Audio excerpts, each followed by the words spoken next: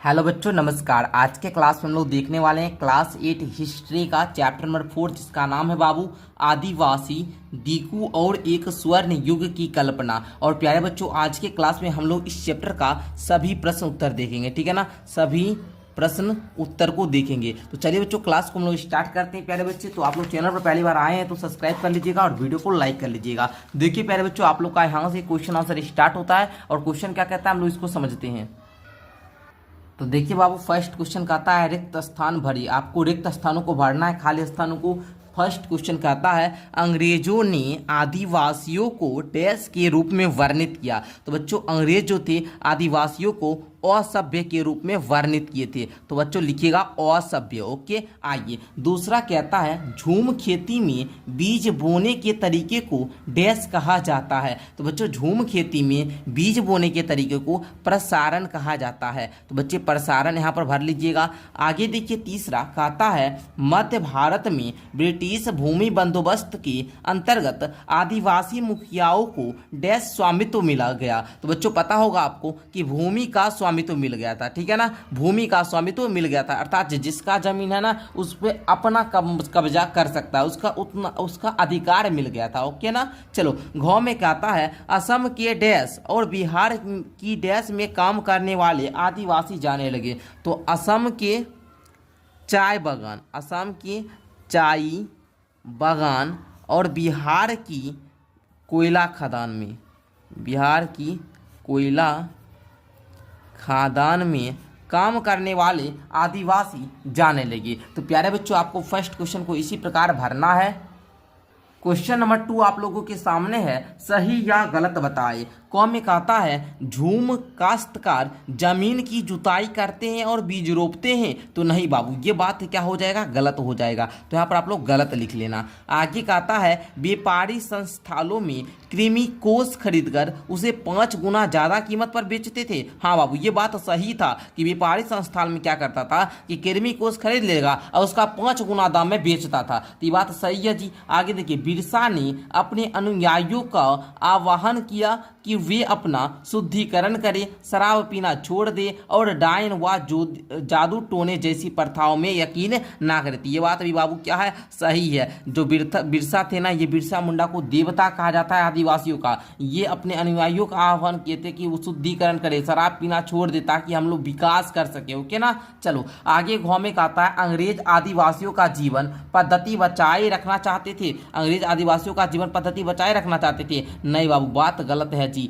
जो अंग्रेज थे ये आदिवासियों को बहुत ज़्यादा तंग कर रहे थे। अब देखिए ना, क्वेश्चन आंसर अब हम लोग करेंगे ना तो उसमें हम लोग को पता चलेगा। तो चलिए बच्चों, अब हम लोग क्वेश्चन आंसर करना शुरू कर देते हैं, ठीक है ना। अच्छा, ये अब हम लोग क्वेश्चन नंबर 3 को देखते हैं। क्वेश्चन नंबर 3 आइए विचार करेगा है बाबू। 3 नंबर क्वेश्चन कहता है ब्रिटिश शासन में घुमंतु काश्तकारों के सामने कौन सी समस्याएं थी। तो बच्चों इसके उत्तर में क्या लिखिएगा, चलिए हम लोग समझने का प्रयास करते हैं। तो बच्चों आप लोग को उत्तर में लिखना है, समझिएगा, समझ कर लिखना है। लिखिएगा घुमंतु काश्तकारों, जिसको हम लोग घुमंतु आदिवासियों बोलते हैं, के सामने ब्रिटिश शासन में ये समस्याएं थी, ठीक है ना। पहला समस्या क्या था बाबू कि अंग्रेजों ने जंगलों पर नियंत्रण किया, जिससे वे अपनी परंपरागत जीवन शैली जैसे में शिकार हो गया, कुटाई बटाई हो गया, झूम खेती होगा, ये सब क्या किए, नहीं कर पाए। दूसरा रीजन लिखिएगा कि जंगलों के उपयोग पर पाबंदी लगी, जिससे उसकी आजीविका प्रभावित हो गई। किसकी बाबू, तो आदिवासियों की। तीसरा लिखिएगा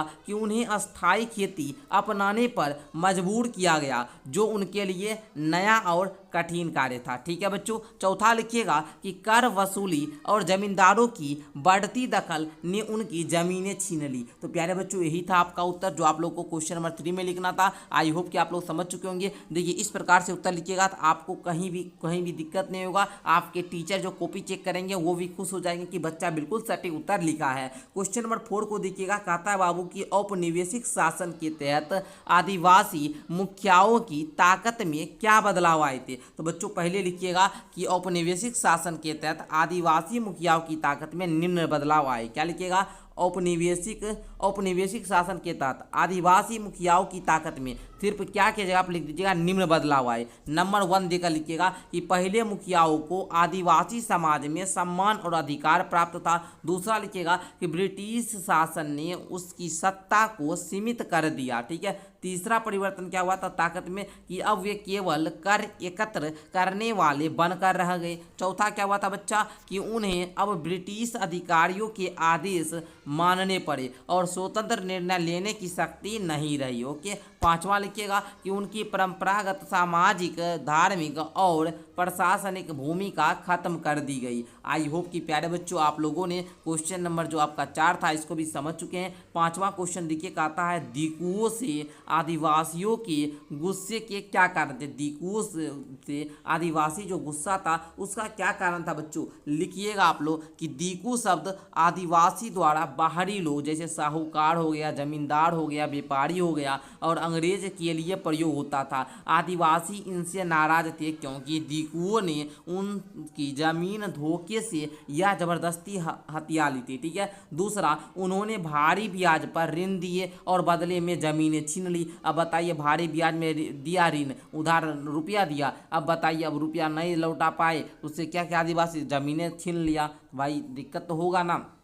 ये लोग आदिवासियों का शोषण करते थे और उन्हें गुलामी जैसी स्थिति में डालते थे। भाई किसी से अगर आप उसका शोषण करेंगे, आप उसका है ना उस पर अत्याचार करोगे तो वो तो आपसे गुस्सा होगा ही ना। उसी प्रकार देखिएगा अंग्रेज ने दिकु का संरक्षण किया। तो प्यारे बच्चों है ना वो जो था ना वो अंग्रेज से संपर्क में था और अंग्रेज की बात मानकर आदिवासी पर क्या कर रहा था, अत्याचार कर रहा था, जिससे आदिवासी को दिकु पर क्या हुआ था बच्चा, गुस्सा आया था। आई होप कि समझ चुके होंगे। इतना सटीक उत्तर बता रहे हैं आपको कि ऐसा उत्तर लिखने के बाद आपको भी पढ़ने में मजा आ जाएगा। आइए बच्चों क्वेश्चन नंबर 6 को देखते हैं। 6 नंबर क्वेश्चन कहता है बिरसा की कल्पना में स्वर्ण युग किस तरह का था। ठीक है, ये पहला क्वेश्चन। दूसरा, आपकी राय में यह कल्पना लोगों को इतनी आकर्षक क्यों लग रही थी। तो बच्चों किस प्रकार से उत्तर लिखना है समझिएगा जरा, लिखना शुरू कीजिए प्यारे बच्चे। आप लोग लिखिएगा कि बिरसा की कल्पना में स्वर्ण युग है ना बच्चों, जो कल्पना में स्वर्ण युग था वो एक ऐसा समय था जब आदिवासी स्वतंत्र और खुशहाल थे। ठीक है, इतना लिख लीजिएगा। बिरसा के समय में जो आदिवासी था ना बहुत ज़्यादा स्वतंत्र था, फ्री था। भाई जो मन होता था उनको फ्रीडम था एंड वो खुशहाल रहते थे क्योंकि बिरसा आपको पता हुआ आदिवासी का देवता बिरसा कहलाता है ना, बिरसा मुंडा। ठीक है बच्चों। चलिए, भूमि, जल और जंगल पर उनका पूरा अधिकार था। किनका जी, आदिवासियों का। ठीक है ना कोई कर देना पड़ता था, ना जमींदारों या अंग्रेजों का डर था। अब बताइए आदिवासी को बिरसा के समय में क्या था, ना कोई रुपया कर वगैरह देना टैक्स देना पड़ता था, ना ही उनको कोई जमींदार या अंग्रेज से डर था। सब लोग धार्मिक और नैतिक जीवन जीते थे। यह कल्पना लोगों को आकर्षक करने लगी। ठीक है ना बच्चों। तो क्योंकि यह उनके वास्तविक जीवन समस्याओं का से मुक्ति का सपना था, या उन्हें उनके पुराने गौरवशाली और स्वतंत्र जीवन याद दिलाता था। लोगों को आशा थी कि बिरसा उन्हें दिकु और अंग्रेजों से मुक्ति करेगा। ओके बच्चों, तो आई होप कि आप लोग इस प्रकार समझ चुके होंगे कि बिरसा की कल्पना से स्वर्ण युग किस तरह का था और आपकी राय में यह लोगों को इतना आकर्षक क्यों लग रही थी। तो दोनों प्रश्न का उत्तर मैंने अच्छे तरीके से क्लियर आपको समझाने का प्रयास किया। आप लोग लिख लेंगे। पीडीएफ लेने के लिए मैं आपको बता दूं कि आप लोग को क्या करना है, नीचे डिस्क्रिप्शन बॉक्स से माई ऐप को डाउनलोड कीजिए एंड ऐप पर जाकर आप लोग मेरा क्लास 8 का कोर्स ले सकते हैं, जहां पर आप लोग को 499 रुपया में 1 साल पढ़ाते हैं। या फिर ओनली पीडीएफ लेना है क्वेश्चन आंसर का तो आपको मात्र लगेगा प्यारे बच्चे 299 रुपया। 299 रुपया में आपको क्वेश्चन आंसर का पीडीएफ मिल जाएगा सारा विषय का। ओके, लेने के लिए क्या करना पड़ेगा, नीचे डिस्क्रिप्शन बॉक्स से ऐप डाउनलोड कीजिए और मुझे आप लोग क्या इंस्टाग्राम पे फॉलो कर लीजिएगा। ओके, आइए बच्चों आगे बढ़ते हैं। आइए करके देखिए क्वेश्चन हम लोग इसका भी करेंगे। 7 नंबर क्वेश्चन कहता है अपने माता पिता, दोस्तों या शिक्षकों से बात करके 20वीं सदी के अन्य आदिवासियों विद्रोह के नायक को पता करें और उनकी कहानी अपने शब्दों में लिखें। देखिए हम आपको बताते हैं, एक उदाहरण के लिए हम लिए हैं और अच्छे तरीके से समझाने के लिए आप लोगों को कि जैसे में बाबू 20वीं सदी के जो नायक की कहानी है, हम नायक का नाम लिए बाबू क्या, अल्लूरी सीताराम राजू, जो कि कहाँ के थे बच्चे, आंध्र प्रदेश के थे। इनके बारे में लिए हैं। उन्होंने क्या किया कि 1922 और 1922 से 1924 में रामप्पा विद्रोह का नेतृत्व किया। रामप्पा विद्रोह आप लोग जानिए बाबू 1922 से 1924 तक हुआ था। इस विद्रोह का क्या करते हैं, नेतृत्व करते हैं। वह ब्रिटिश सरकार द्वारा जंगलों पर लगाए गए प्रतिबंधों के खिलाफ थे।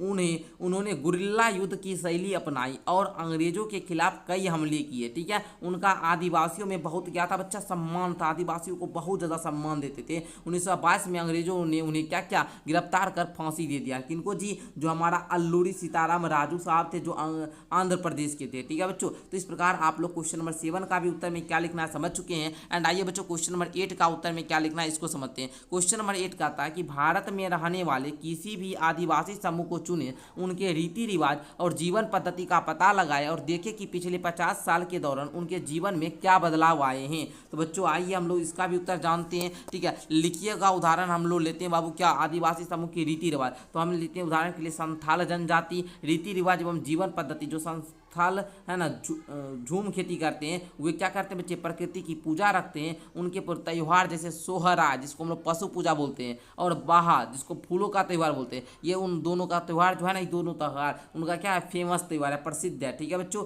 अच्छा, वे पारंपरिक संगीत, नृत्य और वाद्य यंत्रों के साथ जीवन का आनंद लेते हैं। कौन बच्चे? तो ये जो संथाल जनजाति के होते हैं। ठीक है ना, हमको क्वेश्चन बोल रहा था कि भारत के किसी एक आदिवासी समूह का जो है ना रीति रिवाज के बारे में लिखने के लिए। ठीक है ना, पहले समूह को चुने, उसके बाद उनके रीति रिवाज जीवन पद्धति को लिखना था। हम तो वहाँ तक लिख लिए। एंड अब बोल रहा था पिछले 50 वर्षों में बदलाव क्या क्या आया। तो बोलेंगे शिक्षा और स्वास्थ्य सुविधाओं में सुधार हुआ था। बहुत से संस्थान अब अस्थायी खेती और मजबूर करने लगे थे। कई लोग अब शहरों की ओर पलायन कर चुके थे, है ना बच्चों। उसके बाद सरकार की योजनाओं के कारण कुछ लोगों का जीवन स्तर बेहतर हुआ, लेकिन पारंपरिक संस्कृति पर असर पड़ा। ओके बच्चों, आई होप कि आप लोग समझ चुके होंगे। तो इस प्रकार आप लोगों का जो क्लास 8 का इतिहास का चैप्टर नंबर 4 था, इसका सारा प्रश्न उत्तर मैंने अच्छे तरीके से बताया। एक एक क्वेश्चन का उत्तर आप लोग बढ़िया तरीक़ा से समझ चुके हैं। मिलते हैं एक अगली क्लास के साथ, तब तक के लिए धन्यवाद। प्यारे बच्चों, मैंने क्लास 8 इतिहास का चैप्टर नंबर 4 को अच्छे तरीक़ा से पढ़ा रखा है। मैं बार बार कहता हूं आप लोगों को, कुछ भी अगर हमसे पढ़ना चाहते हैं तो बाबू हम आपको एप्लीकेशन पर पढ़ाए हुए हैं। ठीक है ना,